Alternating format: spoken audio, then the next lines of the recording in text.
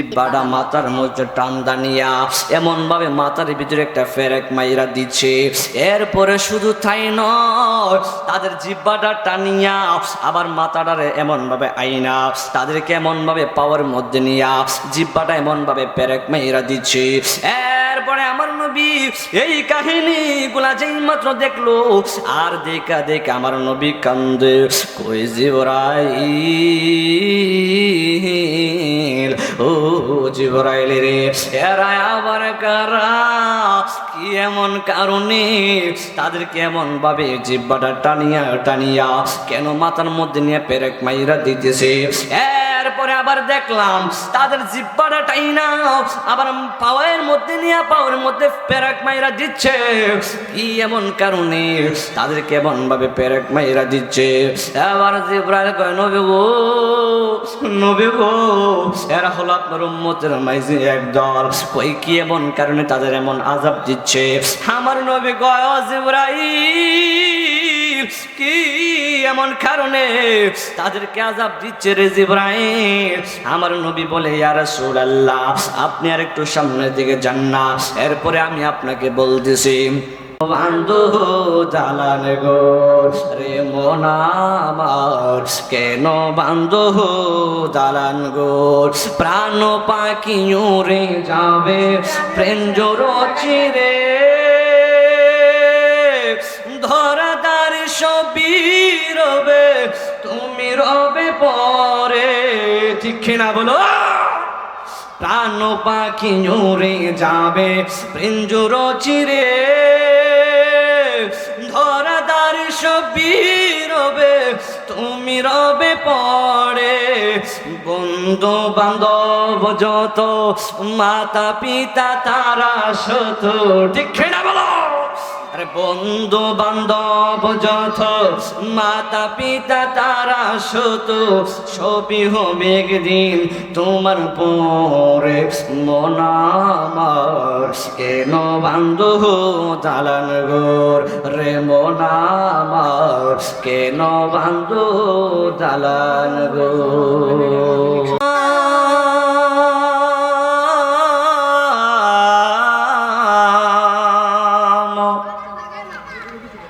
عليك يا شفيع المذنبين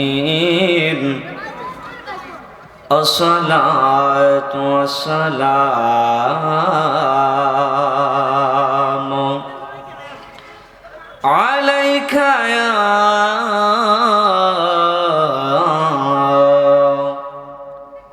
رحمة للعالمين اللهم صل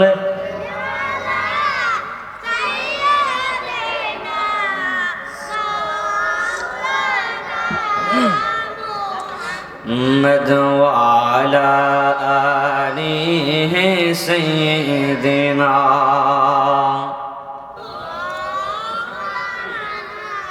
আর মহাব্বতে পড়ুন আল্লাহুম্মা সাল্লি আলা মাওলানা মুহাম্মদ ওয়া আলা আলিহি সাইয়্যিদিনা।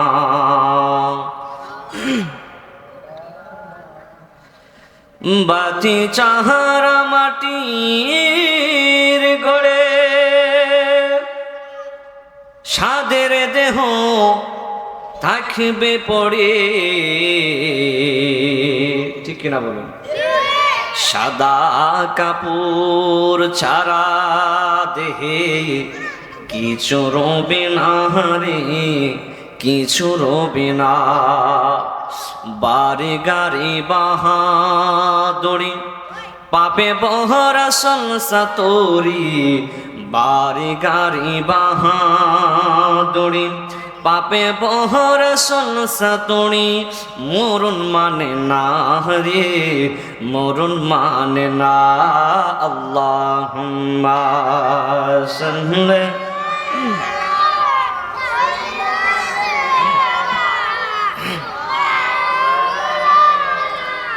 محمد وعلى آله سيدنا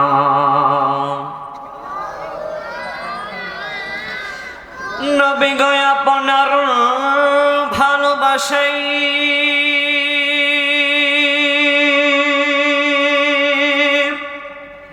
আল্লাহর ওয়ালি হওয়া যায় নবী গো আপনার ভালোবাসায় ওয়াসাল করনি জুবাবা আল্লাহুম্মা সাল্লি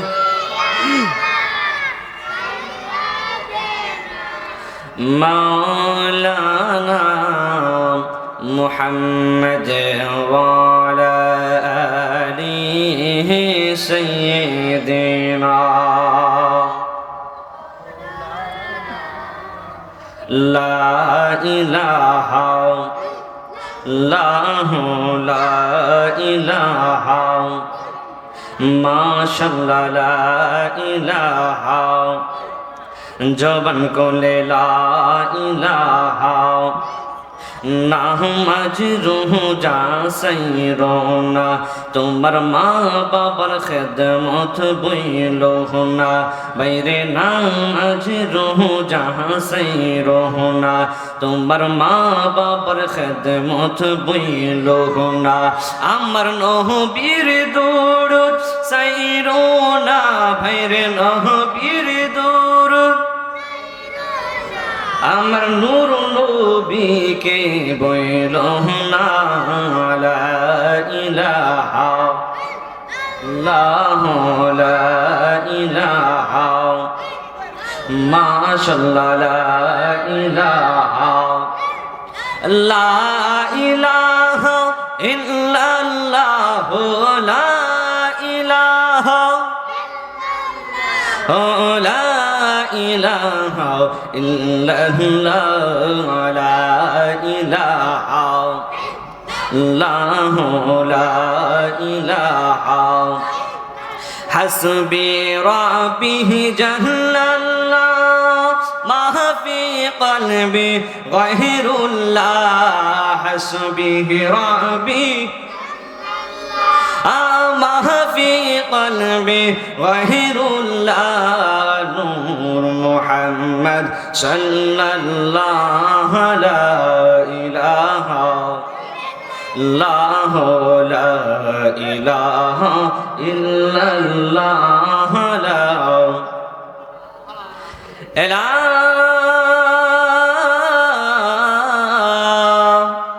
إله إلا الله মুহাম্মাদুর রাসূলুল্লাহ সাল্লাল্লাহু তাআলা আলাইহি ওয়াসাল্লাম। আমার চান্দুরার বাবারা গভীর মনোযোগ দিয়ে আমি আজিজের কয়েকটা কথা শুনবেন।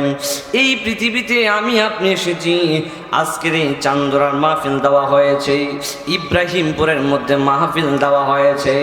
মাহফিল কোনো রং তামসার জায়গা নয়, মাহফিল কোনো ডঙ্গের জায়গা নয়, মাহফিল কোনো নাচানাচির জায়গা নয়। এটা হলো দুনিয়ার একটা জান্নাতের বাগান। এই জান্নাতের বাগানের ভিতরে যদি আপনি আসতে পারেন তাহলে আপনি হতে পারবেন ইমানদার। আর যদি আপনি না আসতে পারেন আপনার মতন কপাল পোড়া আর কেউ হতে পারে না, আপনি হয়ে যাইবেন বেঈমানদার। কথা কোন ঠিক না বেঠি? কারণ জান্নাতের বাগানের ভিতরে, জান্নাতের বাগানের ভিতরে তারাই বসতে পারে যারা হলো নবীর প্রেমিক। কথা কোন ঠিক না বেঠি? এই জন্য আমরা যারা নবীর প্রেমিক আছি আমাদের অন্তরের ভিতরে কলব নামক জায়গা আছে না? না।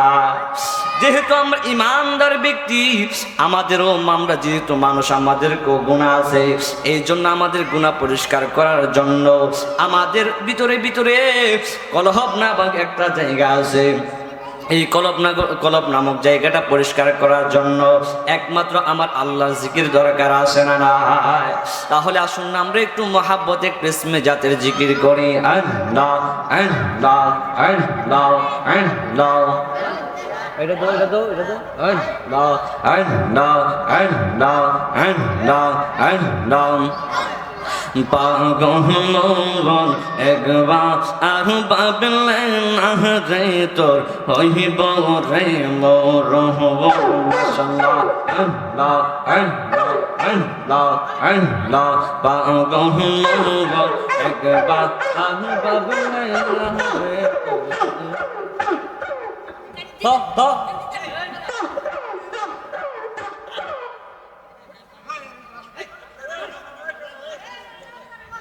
কি কি পাগল নেই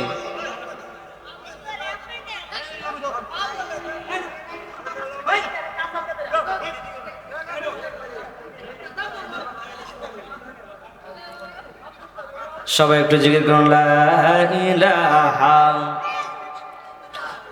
লা ইলাহা আল্লাহ আল্লাহ আল্লাহ আল্লাহ আল্লাহ জিজ্ঞেস করুন একসাথে একসাথে আল্লাহ আল্লাহ আল্লাহ পাগল মন একবার আহ পাবলে না রে তোর হইব রে মোর মারহাবা আল্লাহ আল্লাহ আল্লাহ তুই মরিলে সঙ্গের সাথী তুই মরিলে সঙ্গের সাথে আমার নবী তোরি তোর পাগল মোহন মাশাআল্লাহ আল্লাহ আল্লাহ একবার আর পাবলে না রে তোর হইব রে মোর মাশাআল্লাহ আল্লাহ আল্লাহ আল্লাহ আল্লাহ মনরে বন্ধু বান্ধব বাঁচে যত জানা চাহি যাবে শত শত আদার গরে কেউ তো যাবে না মনরে মাশাআল্লাহ তুই মরিলে সঙ্গের সাথী তুই মরিলে সঙ্গের সাথী আমার নবী তোরি তোর পাগল মোহন মাশাআল্লাহ আল্লাহ আল্লাহ একবার আর পাবলে না রে তোর হইব রে মোর মাশাআল্লাহ আল্লাহ আল্লাহ আল্লাহ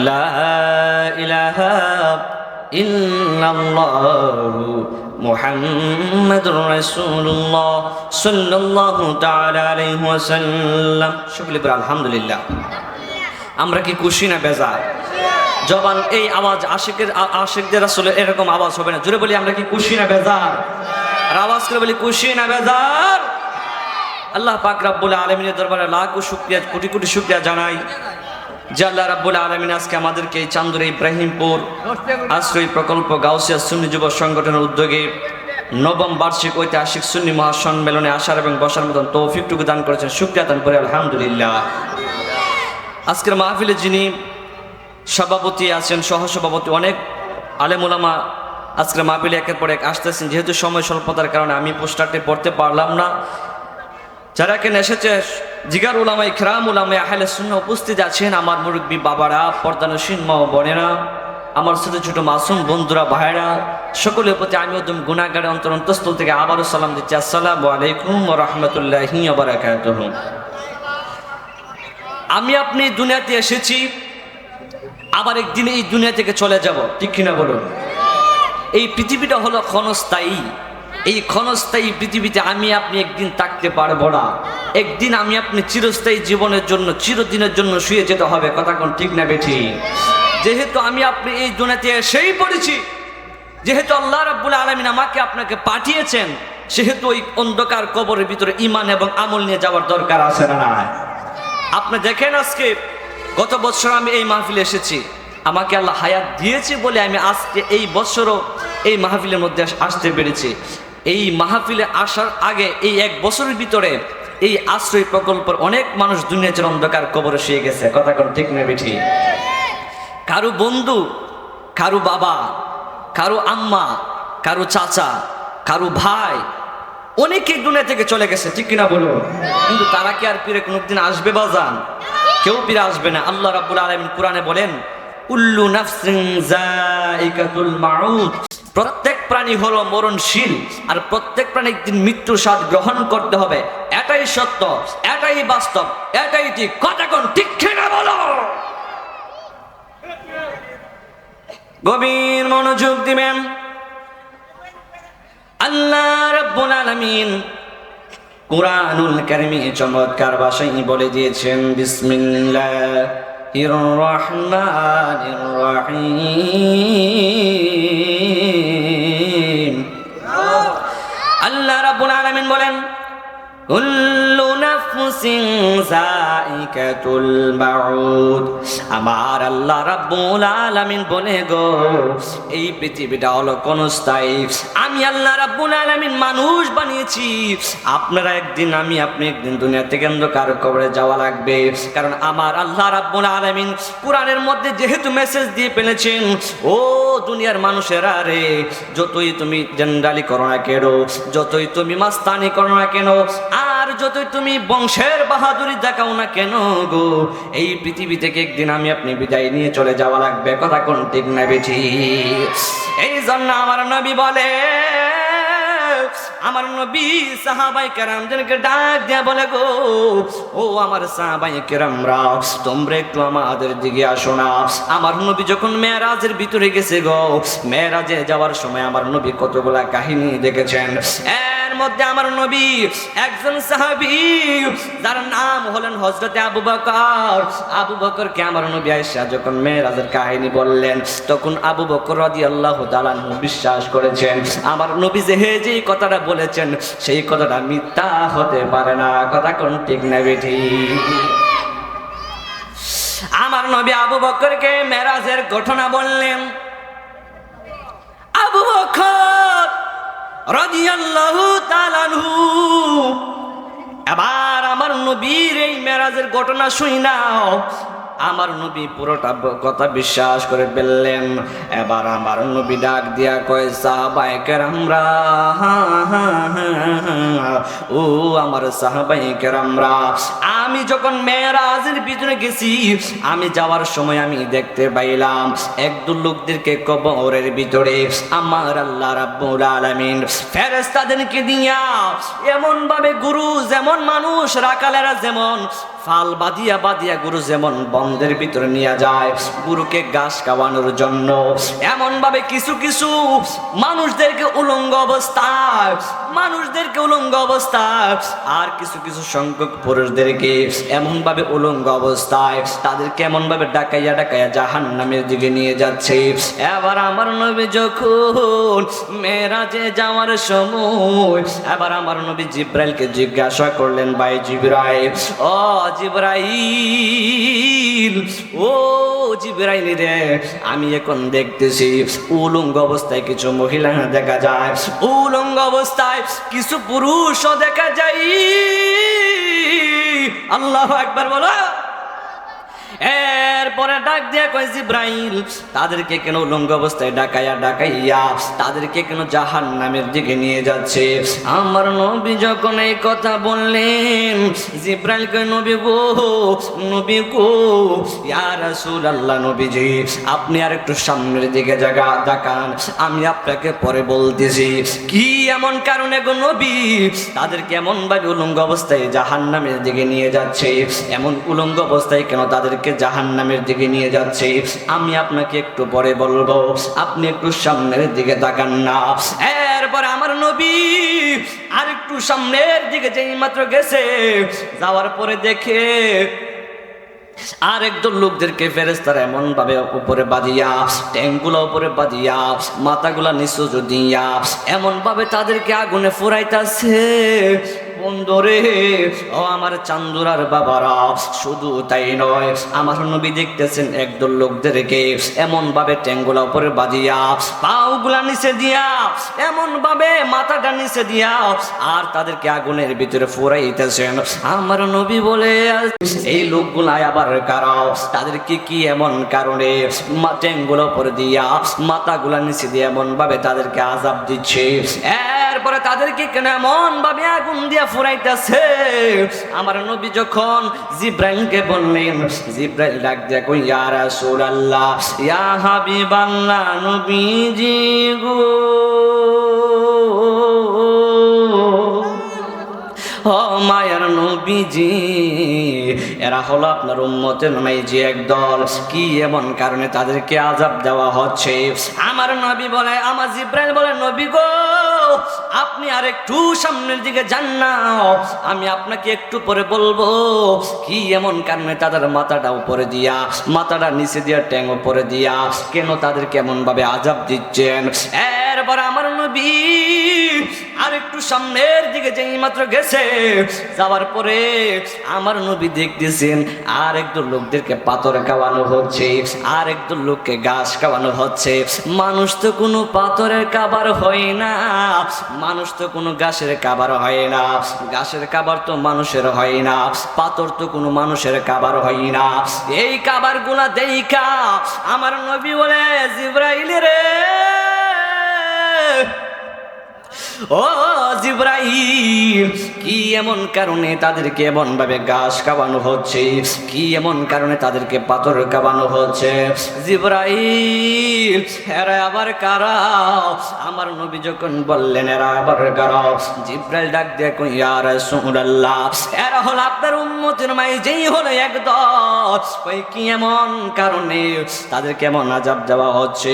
আমার নবী যখন এই কথা বললেন, জিব্রাইল আলাইহিস সালাতু ওয়াস সালাম ডাক দিয়া কয়, ইয়া রাসূলুল্লাহ, নবীজি আপনি আর একটু সামনের দিকে যান না, আমি এরপরে আপনাকে বলতেছি কি এমন কারণে তাদেরকে আযাব দেওয়া হচ্ছে। এরপর আমার নবী আর একটু সামনের দিকে গেল, যাওয়ার পরে আমার নবী দেখতেছেন আর একটু লোকদের রক্তের সাগরের ভিতরে এমন ভাবে রক্তের সাগরে ফালাইয়া তাদেরকে এমন ভাবে মারতেছে। শুধু মারে নাই রে আমার চান্দুরা বাবা, এই রক্তের সাগরের ভিতরে এমন ভাবে তাদেরকে ইটাইয়া ইটাইয়া পালাইতেছে, আর তাদের যারা যখন সাঁতারের উপরে উঠতে চাইতেছে কিন্তু তাদেরকে উপরে ফেরেশতারা উঠতে দেয় না। তারা যখন রক্তের সাগরের মধ্যে ডুবু খায়, আবার ফেরেশতারা এমন ভাবে ডিল মাইরা ফালাইয়া দেয়। এবার আমার নবী ডাক দিয়া কই, ও জিবরাইল, তারা দিয়ে উপরে এমন ভাবে উঠতে চাইতেছে, তারা কেন উঠতে পারতেছে না? তারা যখন এমন ভাবে ওই রক্তের সাগর থেকে কিনারে আসতে চাইতেছে, কিন্তু ফেরেশতারা আবার দুইরা আবার মাঝখানে পালাই দিচ্ছে। এর কারণ তো আমি বুঝতে পারলাম না, এরা আবার খারাপ কি এমন কারণে তাদের কেমন আযাব দেওয়া হইতেছে? আমার নবী যখন বললে, জিবরাইল, ও জিবরাইল রে, এরা আবার কারা রে, এমন কারণে তাদেরকে এমন ভাবে আযাব দিতেছে? আমার নবী যখন বললেন, জিব্রাইল ডাক দেখো, ইয়া রাসূলুল্লাহ, ইয়া হাবিবাল্লাহ, নবীজি,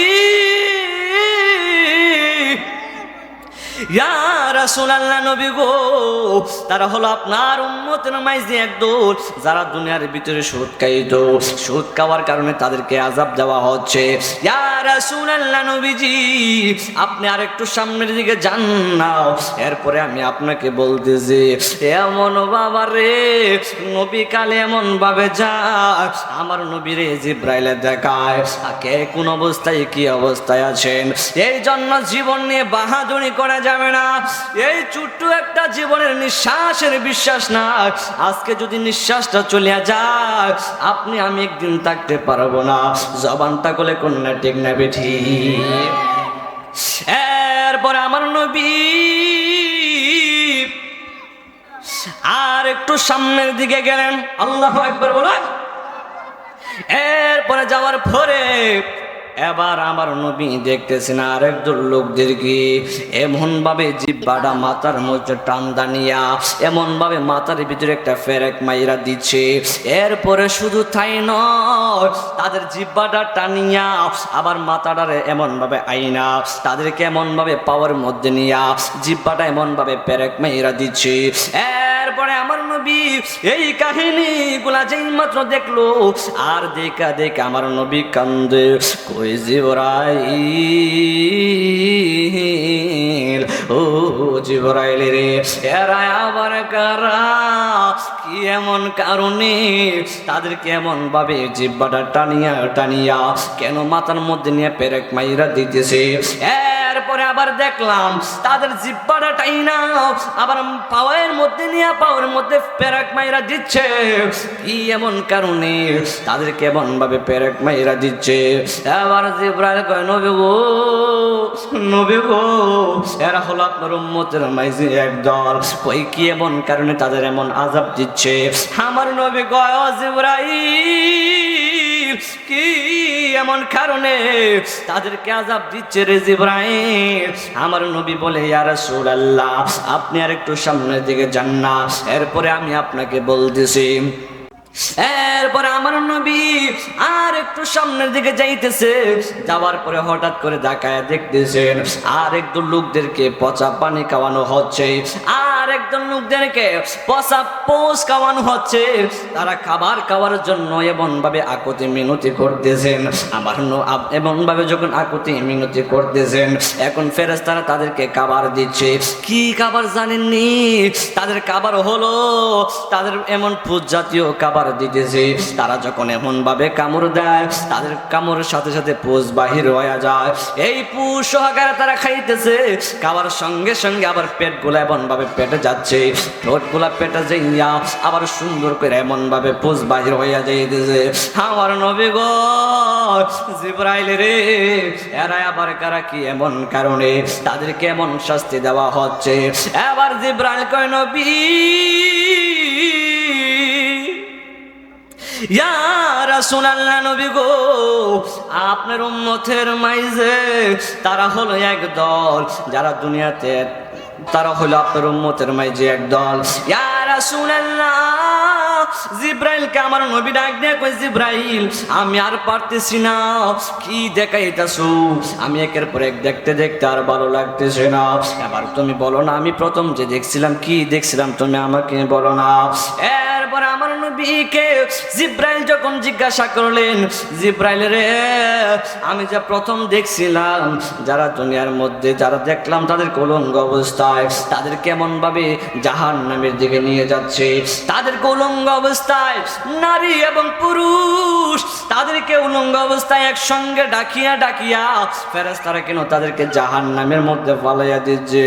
আমার নবীরে যখন বললো, জিবরাইল ডাক দিয়া কয়, নবী গো, নবী গো, ইয়া রাসূলুল্লাহ, নবীজি, এরা হলো আপনার উম্মতের মাঝে ওই লোকগুলা যারা হলো দুনিয়ার মধ্যে জানা করতো, যারা হলো দুনিয়ার মধ্যে অবৈধ মেলামেশা করতো। ইয়া রাসূলুল্লাহ, নবীজি, অবৈধ মেলামেশা করার কারণে আমার আল্লাহ রাব্বুল আলামিন তাদেরকে উলঙ্গ অবস্থায় নারী এবং পুরুষ তাদেরকে জাহান্নামের দিকে নিয়ে যাচ্ছে গো নবী। আমার নবী বলে, জিবরাইল রে, আমি কোনদিন কল্পনা করতে পারি নাই আমার উম্মতের মাঝে এমন লোক হইব, জ্বালা জোড়ায় না, জ্বালা জোড়ায় না রে, কথা কোন ঠিক না বেঠি? একটা শানগামনি, শানগামনি, জ্বালা জোড়ায় না, জ্বালা জোড়ায় না রে। এই জন্য আমরা মুর্শিদ ধরি, কি ধরি? এই হাসরে পার হওয়ার জন্য আমরা মুর্শিদ ধরি, কি ধরি বাজা? কারণ এই মুর্শিদের উসিলায় আমার আল্লাহ রাব্বুল আলামিন আমাদেরকে জান্নাত দিতে পারে কি পারে না? আর আওয়াজ করে বলেন, পারে কি পারে না? গভীর মনোযোগ দিবেন। এরপরে আমার নবী রাহমাতুল লিল আলামিন এরপরে যখন জিজ্ঞাসা করলেন জিবরাইল, এই লোকগুলো আমি দেখলাম উলঙ্গ অবস্থায় তাদেরকে জাহান্নামের দিকে নিয়ে যাচ্ছে। এরপরে দেখলাম আহার একজন লোকদেরকে তাদেরকে কেন মাথাটা নিচু দিয়া টেঙ্গুলো উপরে দিয়া তাদেরকে কেন এমন ভাবে বাজিয়া তাদের কেমন ভাবে মারতেছে। এবার জিবরাইল ডাক দিয়া কয়, নবী গো, ইয়া রাসূলুল্লাহ, নবীজি, এরা হলো আপনার উম্মতের মাঝে একদল, ওই কি এমন কারণে তাদেরকে আযাব দেওয়া হচ্ছে? ডাক দিয়া কয়, নবী, ইয়া রাসূলুল্লাহ, নবী গো, এরা হলো সেই লোকগুলা যারা হলো দুনিয়ায় এমন ভাবে মানুষ দেখলে হাট্টা টাট্টা করতো, মানুষদের কিনা এমন ভাবে মজা করতো। একটা মানুষ যদি রাস্তা দিয়ে হাইটা যায় তাকে নিয়ে ট্রল করতো গো নবী।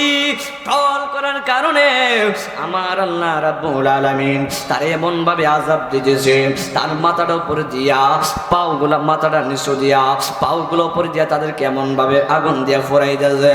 এবার আমার নবী গো, আমি তো জীবনও ভাবতে পারি না আমার উম্মতের মাঝে এমন লোক হইব যারা মানুষদেরকে নিয়ে হাসি ঠাট্টা করব, যারা মানুষদেরকে নিয়ে এমন ভাবে ট্রল করব। এই আজকে ট্রল করার কারণে, হাসি ঠাট্টা করার কারণে আমার আল্লাহ রাব্বুল আলামিন তাদেরকে এমন আযাব দিচ্ছে।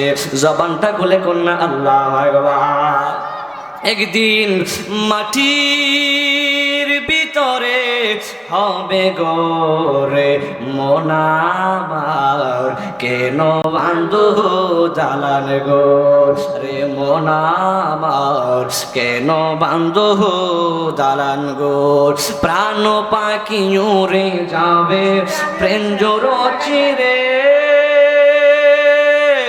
ধরাদার সবই রবে তুমি রবে পরে। ঠিক না বলো? প্রাণ পাখি উড়ে যাবে প্রেঞ্জর চিরে, ধরাদার সবই রবে তুমি রবে পরে।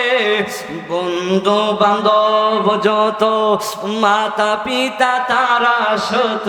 ঠিক না বলো? আরে বন্ধু বান্ধব যত, মাতা পিতা তারা শত, সবই হবে একদিন তোমার পরে মন আমার, কেন বান্ধু জালান গোর রে মন আমার, কেন বান্ধু জালান গো।